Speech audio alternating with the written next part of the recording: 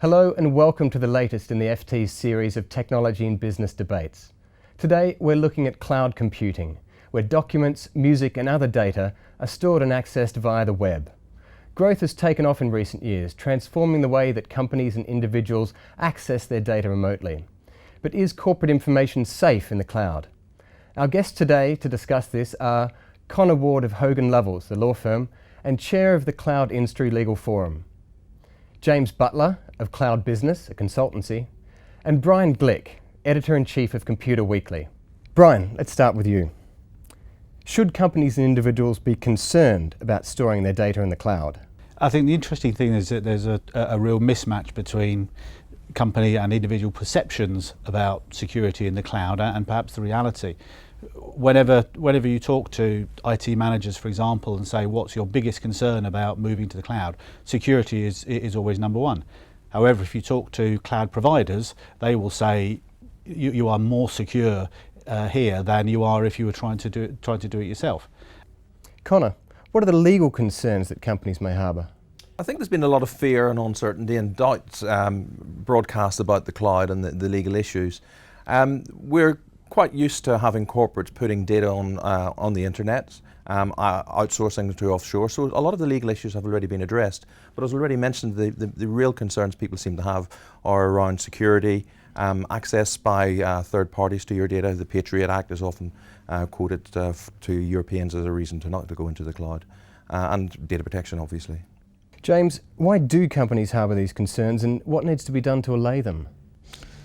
I think we've really inherited a lot of uncertainty and doubt, as has been discussed before, around what the cloud really is, and perhaps there is a little bit of threats felt by the IT staff in some of these organisations. But really, if we understand the cloud as we know it's computing over the internet, there's really no concern that should be any more than whether you're buying on-premise or in the cloud. Brian, does the rise of bring your own device policy in workplaces, which is where employees use their own tablets and other personal mobile devices for work, raise safety concerns? For a lot of people, yes. Again, it comes back to getting down to best practice. The concern with bring your own device, and similarly with cloud, is that a lot of your data is physically stored outside of the organisation, and most organisations are used to having a vault type approach to their data. Is, you know, the bad guys stay outside and all our data stays inside. But with the cloud and with people using mobile phones and tablets, quite often a lot of valuable corporate data is no longer within that corporate firewall, and that's scary for a lot of people. But the tools and technologies are developing fast, and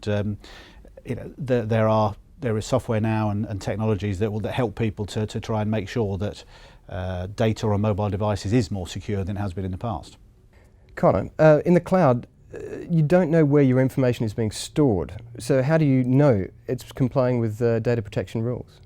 Well, in part that's not true, in the sense that there are different flavours of cloud, and in reality, whenever you look at a lot of the corporates who put data into the cloud, they probably go for a virtual private cloud, and they have a good idea where their data is going to be stored, whether it's within the EU or in specific data locations outside the EU.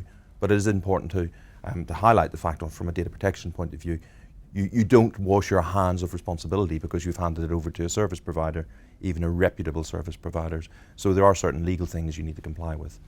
And James, are there certain industries such as banking or financial services that will not or should not utilise the cloud? Again, they really need to look at what their commitment is to their customers, to their shareholders, and what their commitment is around that data.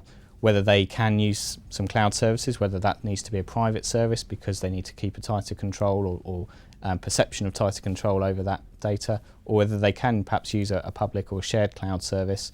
It depends what they're using and storing in the cloud, but the best practices still apply. Look at those fundamentals, look at the contract from the service provider and work out whether it's the best provision. But finance, legal need to take a closer look at that because of the data they store, and government needs to take an even closer look because obviously they have other restrictions on how and where that data is stored. Well, there's plenty to chew on there. Thanks to my guests. For more details and other videos in the series, visit ft.com/business-technology-debates.